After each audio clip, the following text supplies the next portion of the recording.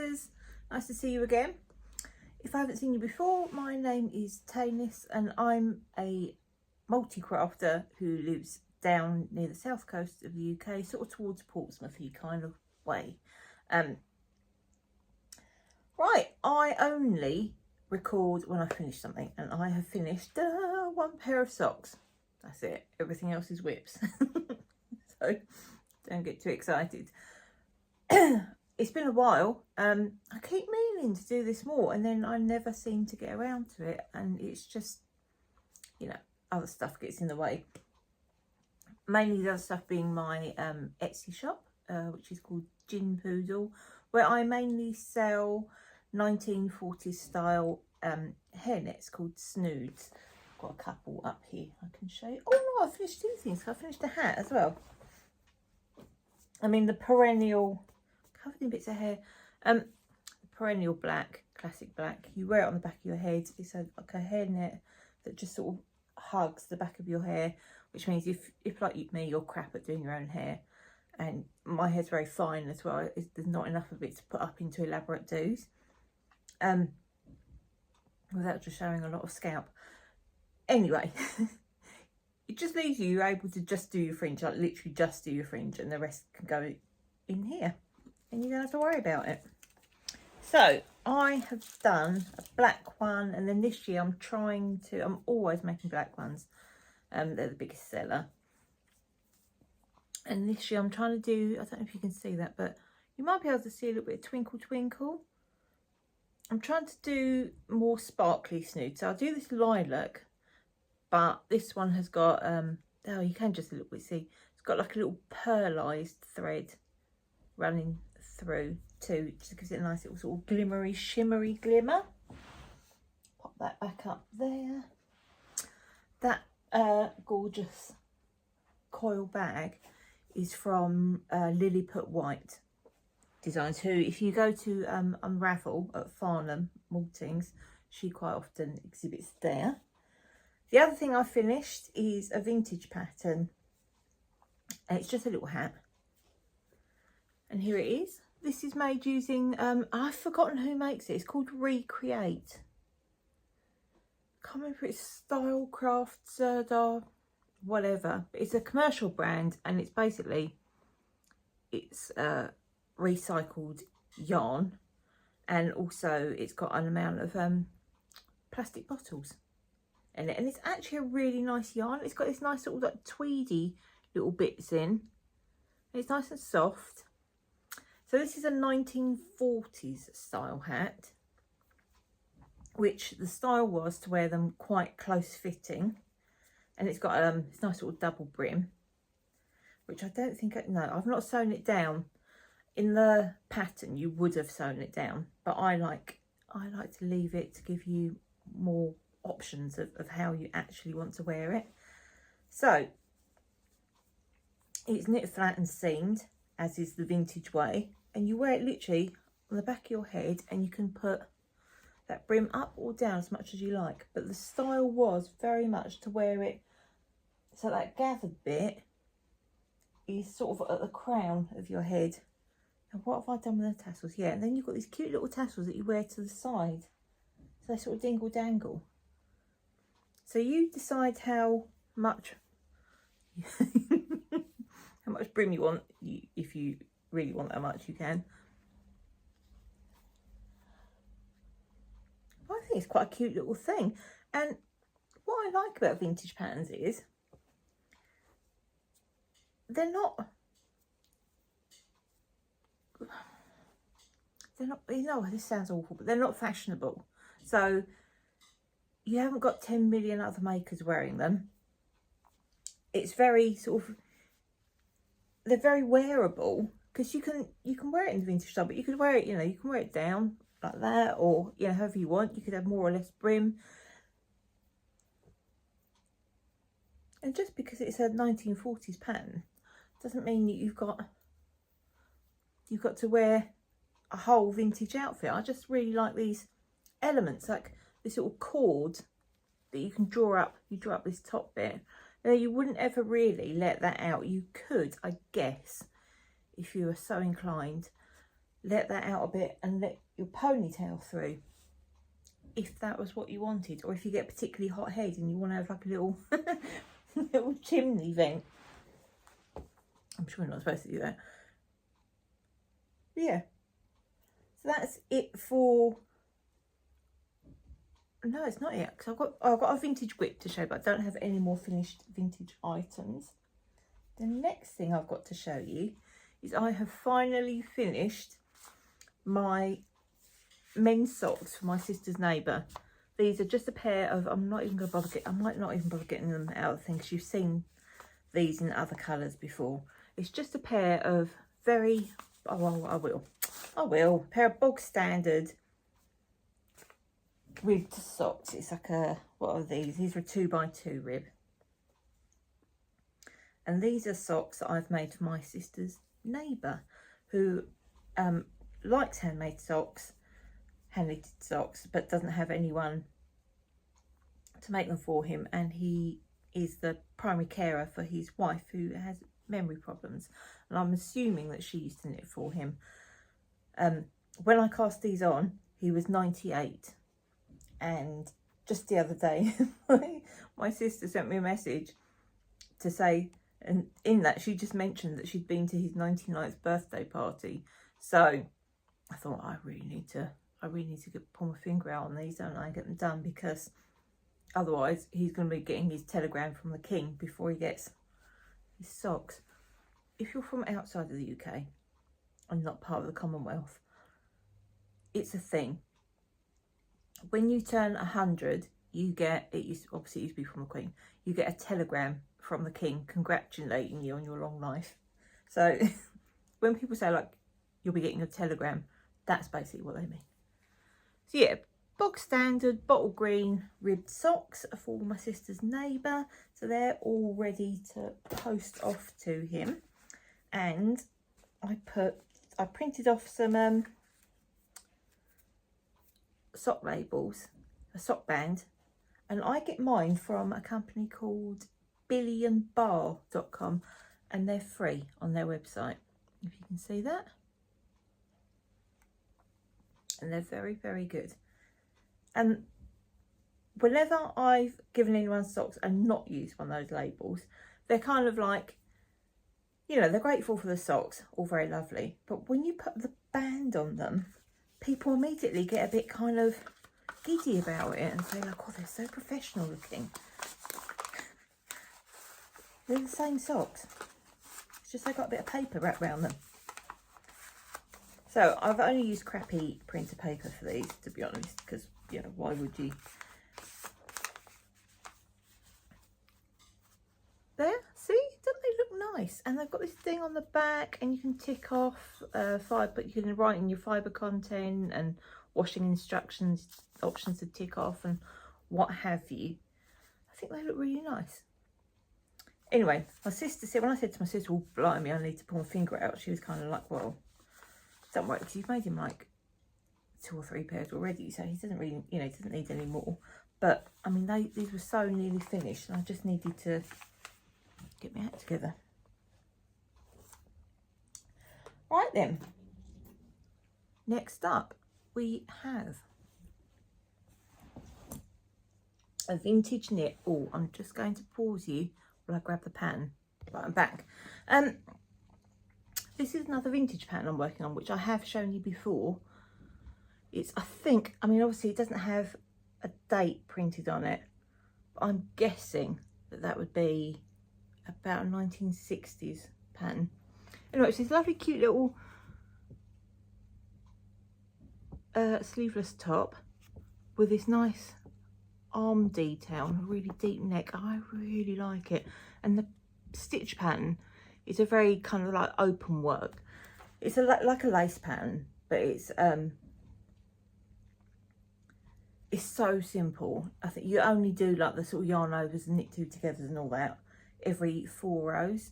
So it's really easy to memorise, really easy to do. It's taking me forever though, because I chose to make mine in 4-ply. Now this is one of the cracking things with this pattern, is you've got an option to make it in double knit, 4-ply and even 3-ply, and you've got separate instructions for each yarn weight in it, which is really good. And also I like the look on her cheeky face.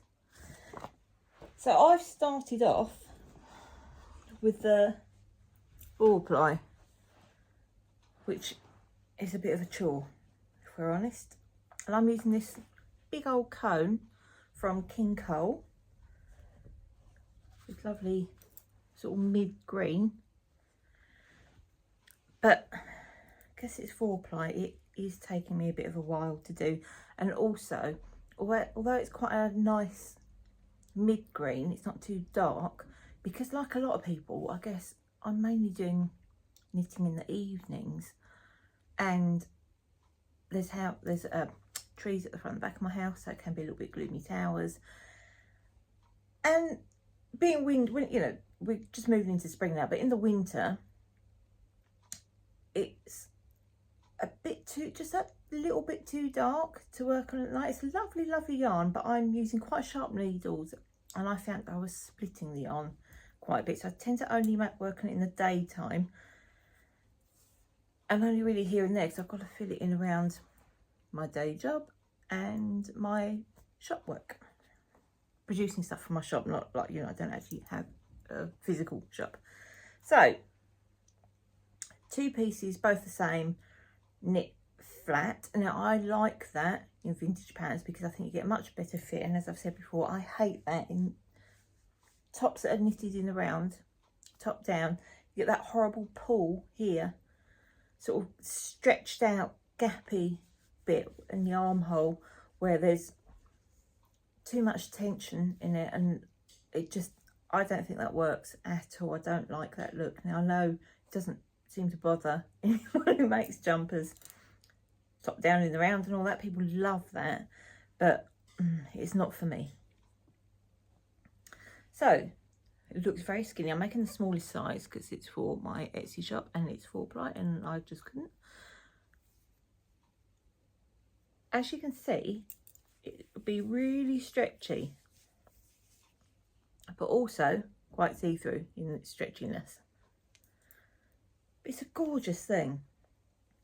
I really love it. I've bought quite a lot of cotton DK yarn to make the other sizes in like a variety of colours. So once I finish this one, I'm going to move straight on to, I want to make one of each size.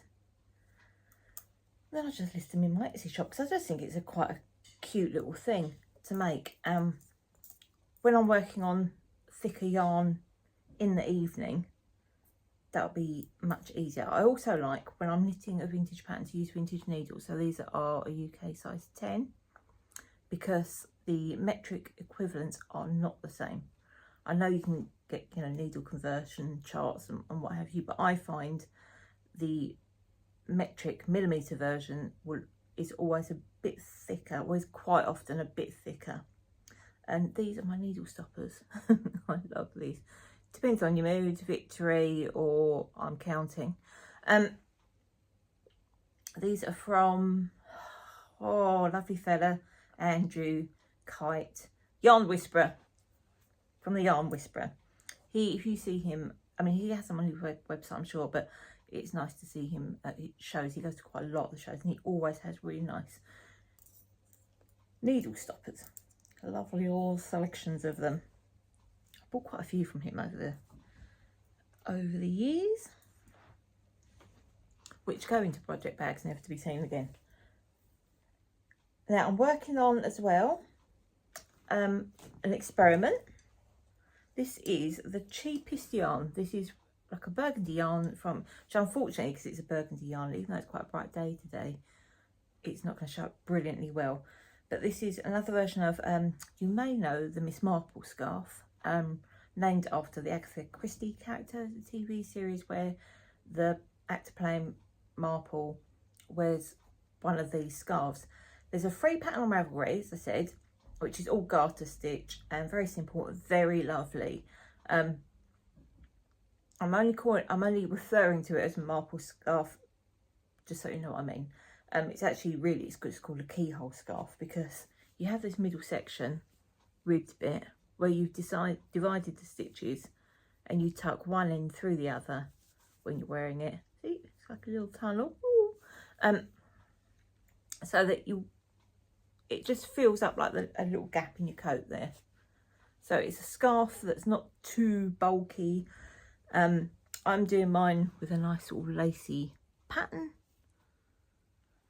But traditionally with these keyhole scarves, what you do when you get to this point, you reduce the stitches a little bit and then you put half your stitches, you know, every other stitch gets put on a spare needle and held to the back, and then you rib for however many rows you want, and then you take stitches, you leave those on hold, then you return to the other stitches and you make another piece, and then you recombine stitches at the top, and Bob's your uncle, Fanny's your aunt, you've got your little tunnel. But I find that to be a bit of a faff. So what I did instead was I experimented. This is why I'm using this phrase. This yarn is actually from Poundland, and it's not bad, you know, not bad at all. I reduced my number of stitches, and then I reduced them right down to, like, I wanted quite a narrow little bit there,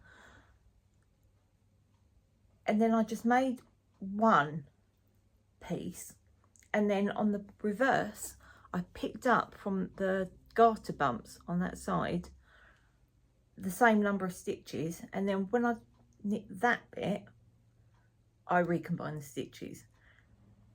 And that, although that part is still a little bit of a faff, it is nowhere near as painful as having to do it twice per side. And then I do the bit that goes around your neck, and then I graft the two bits together. So I'm on the second side now. I just wasn't really sure if that bit, my method of reducing stitches and then recombining them was going to work. That would pick a stitch up from back. That might have looked hideous, but I think my way actually looks nicer, neater. Well, that's what I mean, nicer, neater. So yeah, not really a Miss Marple. It's a keyhole scarf, but I just call it a Marple for that. So that's a little experiment that's going very well. And then once that's all done and dusted, that will be a regular, I think, in my shop, because they're quite an easy, portable little thing to take out and about with you. Like, I go to a knit and natter group on Tuesdays, sometimes, not always. I didn't go this week because I just decided I'd rather stay at home with my cat, who's the best cat in the world, obviously. Everyone who's got a cat's got the best cat in the world. Yeah, so sometimes I just can't be bothered to leave the house. Like I say, I work from home and I work for myself as well as for someone else. And I very much like being at home. Very much enjoy it. And especially when the mister's at work, because he works like a funny sort of shift pattern. When he's home, he quite often, you know, wants to go out for a walk and things in the afternoon. And it was a nip into town, which is a 20-minute walk away. And I can't see the point in it. I don't really know what, unless we've got something specific to do. Unless I've got, I like to take my orders from my shop to the post office and hand them over, because then you know they're properly in the system. And also they scan them in, and then that does a notification, that because I buy the postage through Etsy, and then that notifies back to the website that they have actually been received at the post office. Just makes things a little tiny little bit smoother. So then I walk into town and stuff, but I don't get this thing of just pointlessly walking, just aimlessly walking. It's beyond me, quite beyond me. Also, I hate exercise, so I used to have a gym membership and stuff, and I used to go, and I used to hate going there. And then once you get going, there's a point where it starts being less unbearable, and like you can, I'd say enjoy it is too strong, but you kind of sort of enjoy it a bit. And then, but then you've got the horrible bit of like, you've got to go back into the changing rooms, and they're grim, absolutely always grim. Doesn't matter how much you pay or how fancy the gym, the change rooms are always grim. And then you come home again and you have a bit of toast, and then what was the point? I mean, not like eating toasties like the, you know, once at the gym and all that. And I do understand about fitness and stuff, but it's just, you know, people always say like you just need to find that type of exercise that you enjoy. And I'm in my 50s and I haven't found it. And I've tried running. I can, you know, I don't drive, so I do walk everywhere. So I've got quite impressive calf muscles. And I do walk about everywhere, so it's not like I'm immobile. I just hate that whole sort of getting all hot and sweaty thing. It's grim. Right, now here's a pair of socks that I'm working on now. They're a pair of Christmas scrappy socks. This is the second sock. Here is the first one. And I've got a pair of sock blockers here. I'm going to pop them on. I may well have shown you these before. I'm in an iron about these all the time, about whether I should be working on them or not, because like I say, they're Christmas scrappy socks. So I feel like I should be enjoying knitting them in the run up to Christmas. But because I'm on the second sock already, I'm also thinking, why don't I just get them done? I mean, they're not too Christmassy, are they? Maybe they are. Maybe they are a bit too Christmassy for summer, spring, summer. Anyway, like I say, I'm using up all my little odds and ends and scraps of Christmas West Yorkshire Spinners Christmas yarns. I'm doing helical knitting with it. So I had this dark sort of variegated grey yarn that I'm striping with the, I think this might be the Fairy Lights colourway. Anyway, and the red for the heel was a random mini that I had. And this is like Silent Night and something else. Vintage tinsel. So I had a little bit of this dark grey that I was striping it with, and then when I got down to here, I split all my scraps into two so that I had, you know, half exactly the same amount for each sock. Then when I get down to here, I have to change to this lighter grey, which makes quite a different effect, but that bit's going to be in your shoe, so you don't get to appreciate that. But yeah, I do like them, and it's sparkly yarn as well. I do like it. The grey's not sparkly. I do like them. It's like a sort of grabby Christmas. But yeah, whenever I pick them up to work on them, I feel a little bit like I'm doing something wrong. And they're in like a Christmassy project bag as well. Little drawstring bag. Oh, now this. I don't even know if this is worth showing you, to be honest. I've started making, I want to concentrate really on working on designed by female designers, because I think we go absolutely crazy for people like, God Love Me is amazing. I do think he's obviously supremely talented, but we go so wild for Stephen West. And I feel like there's a little bit of that, like, oh, isn't he marvellous? Because he's a man. And I just feel like female designers don't get quite as much. I mean, there are some superstar, obviously there are superstar female designers, but I don't know, I'm in the mood to support women, and that's what I'm doing. Anyway, I've got loads. I'm making the Aurora Hunter shawl. I've barely started on it. You want to see. Look, I've made a nose. That's all I've made so far. I've made a nose. I'll pop a picture in for what it will look like, and it is a glorious thing. This is West Yorkshire Spinners, just signature sock yarn, and the minis, they're 20-gram minis, and I bought them from a D-Stash on Facebook. There's a Facebook group called Yarn Snobs, and I got a cracking collection of beautiful minis. Look at that, and they work out really well. This one's called Bad Guy. That's Harbour Crochet. I think they're all Harbour Crochet, actually. Are they? Yeah, they are. Look. Oh. Some of them are quite Aurora Borealis-y kind of colours, so that's pretty good. So I've got 14 minis. I only need 12, so I need to do a little bit of deciding which ones I don't want to use, but I like them all. In fact, there's a bit, because you go small out to the widest bit, and then you repeat in reverse the colours back down to small again. So there's a middle section where you get a block of double the amount of one colour, so I'm kind of thinking maybe I won't do that and I'll do something else with the colours. Then that won't work, will it? Because I need 12 on one side and 12 on the other, and then anyway, we shall see. Now, these you've definitely seen before. These are my Samphire socks by designed by Helen Stewart.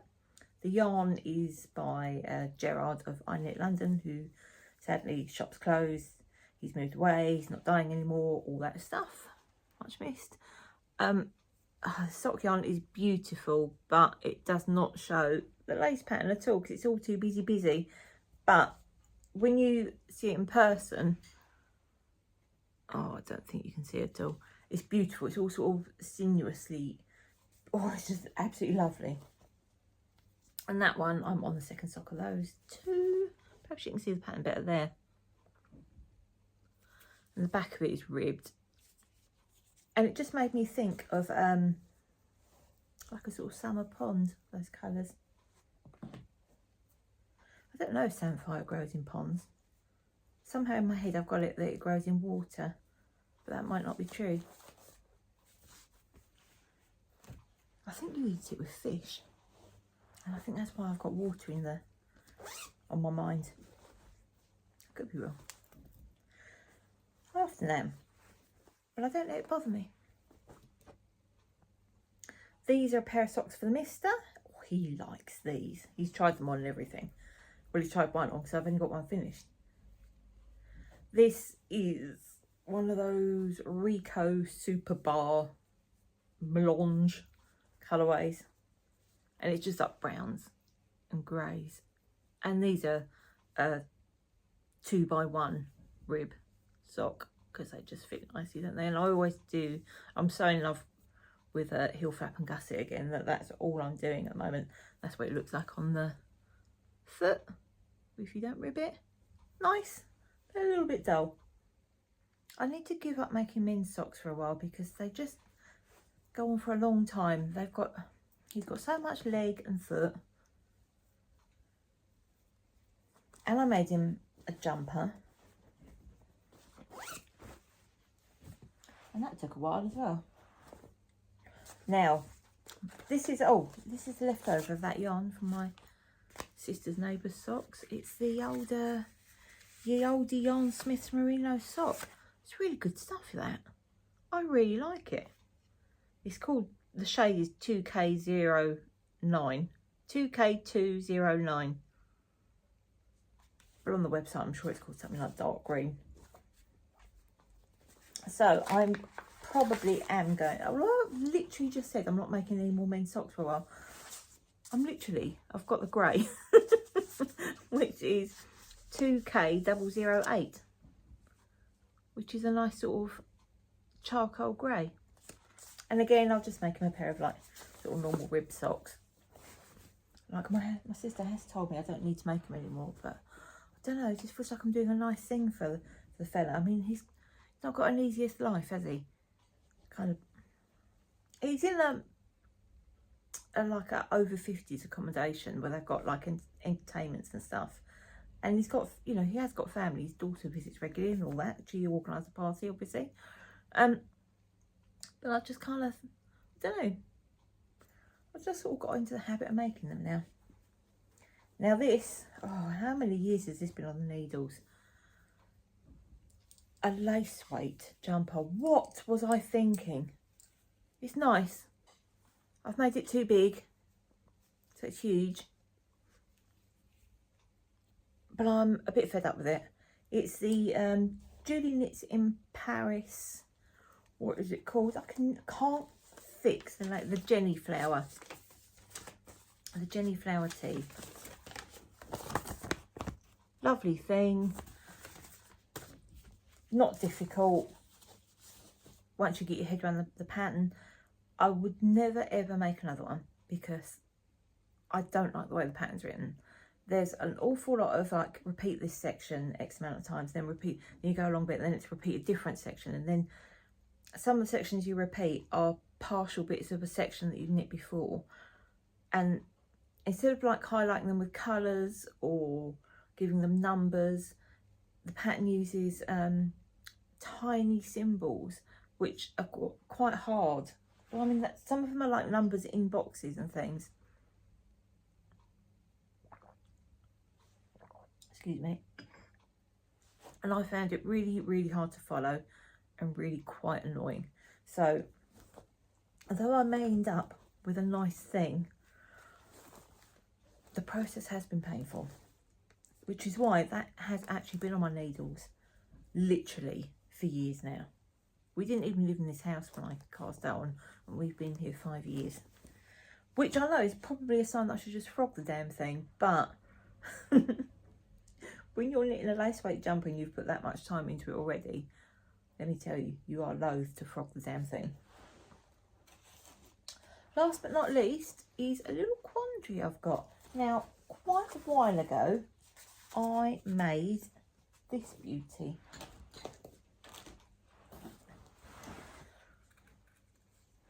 This is the Pompidou by Karen Fernandez, who owns the beautiful knitter shop in Pimlico in London. Now, you may know her from her days at Loop. She designed the perfectly classic tiny tassels shawl, a one skein shawl that has like little tassels all along the edge. It's her design under that name. It's now belongs to Loop London, but she's rejigged that and made another version of it. It's on, I think it's a freebie on her website, on the Beautiful Knitters website. Beautiful. Anyway, this is the Pompidou, and as you can see, I made this ages ago. Got pom-poms on the points,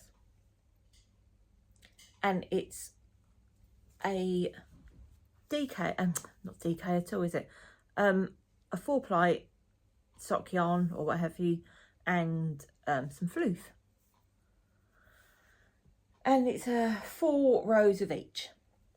And it just is the squishiest, most beautiful, lovely, lovely thing. And you knit it from skinny end out in the middle and back down again to skinny end again, much like the Sophie scarf.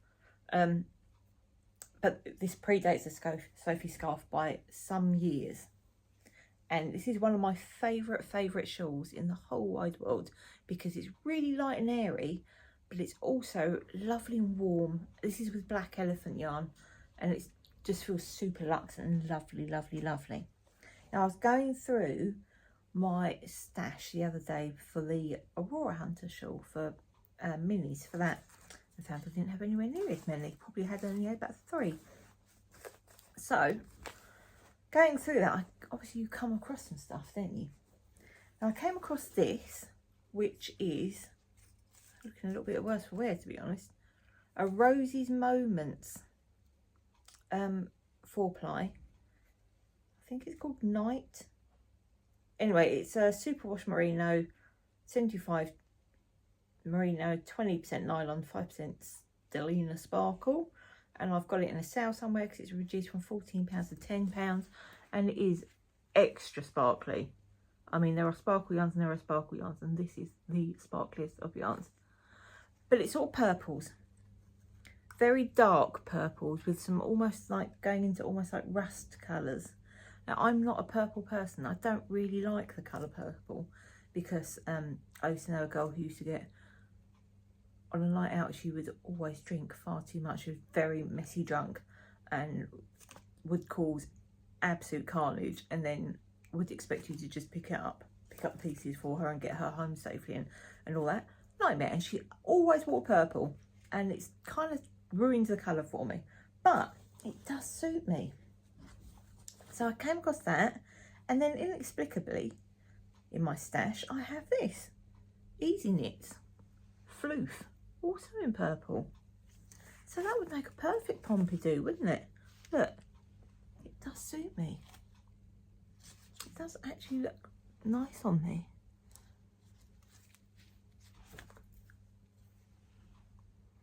I do have one purple dress, and every time I wear it, everyone says to me that that colour looks really nice. You know, it really suits me. It makes me feel a bit icky. But I thought that was quite a nice little serendipitous find. I just, yeah, happened to get that. Oh, excuse me, Windy Pops. Right then, you see my roses?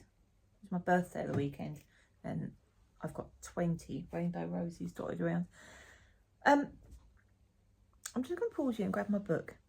That's it for the knitting. So if you don't really want to hear about what I've been reading and stuff, ta-ra, see you later next time. Lovely to see you. If you don't mind hanging around, I won't waffle on for long. I finished reading David Copperfield, which was good, obviously classic and all that. Oh my god though, I can't bear Dora. I was so, spoiler alert, it's a very old book, so tough luck. I was so pleased when Dora died. She was, gosh, she was annoying. She was so twee and like, but also so soppy and so like Victorian idealised simpering female that she just really irritated me. And it's not her fault, it's the cultural expectations of the time that really annoyed me, because you're supposed to see her as this like kind of ideal of femininity, and it just, to me, she just looked like she'd been, that adulthood had been crushed out of her. So I have to have a bit of a break from Dickens for a while. And then I read The Testimony of the Hanged Man, which is an Anne Granger book, which is also set in Victorian London, and the outskirts of London really. And that was really good, really, really good. I've seen some pretty harsh reviews of it. I really enjoyed it. It was, you know, just a nice sort of like cozy murder mystery really.